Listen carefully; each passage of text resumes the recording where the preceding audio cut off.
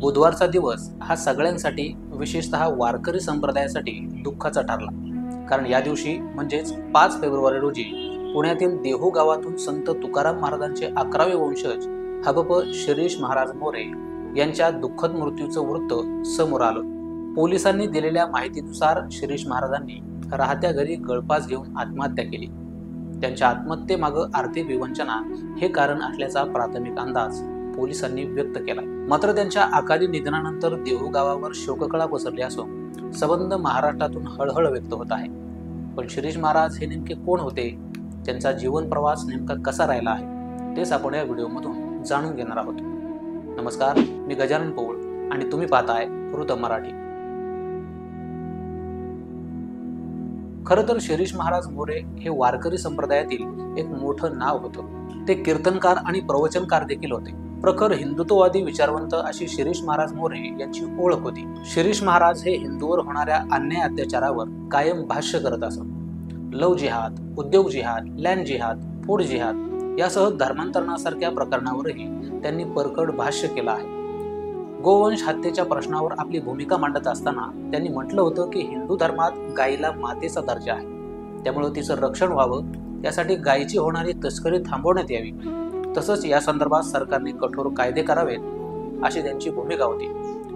शिवव्याख्याते म्हणूनही शिरीष महाराजांचा पंचक्रोशीत मोठा लौकिक होता. छत्रपती शिवाजी महाराज आणि छत्रपती संभाजी महाराज यांच्यावर व्याख्यानं देण्यासाठी त्यांनी महाराष्ट्रभर प्रवास केला होता.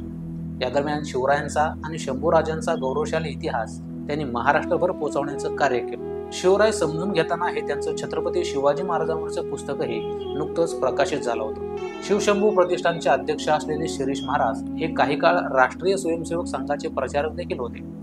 त्यामुळे राष्ट्रीय स्वयंसेवक संघाच्या स्वयंसेवकांनीही त्यांना श्रद्धांजली वाहिली आहे.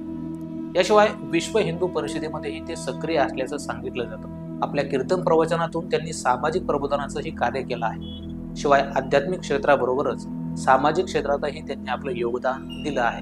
त्याचबरोबर महाराष्ट्रातील अनेक तरुणांना त्यांनी हिंदुत्व चळवळीशी जोडण्याचं काम केलं असल्याचं सांगितलं जातं. मागच्या वर्षी झालेल्या विशाळगड मुक्तीसंग्रामात त्यांनी आक्रमक भूमिका घेतली होती.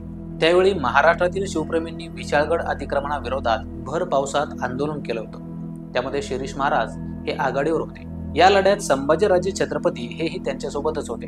छत्रपती शिवाजी महाराज आणि छत्रपती संभाजी महाराज यांच्या इतिहासाच्या विद्रुपीकरणाविरोधात त्यांनी शेकडो सभा घेऊन निर्भीड सत्यनिष्ठ भूमिका घेतली होती.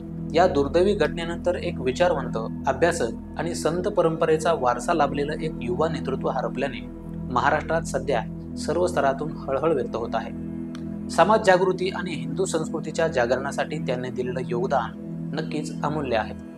वृत्त मराठी न्यूजकडून शिरीष महाराज मोरे यांना भावपूर्ण श्रद्धांजली.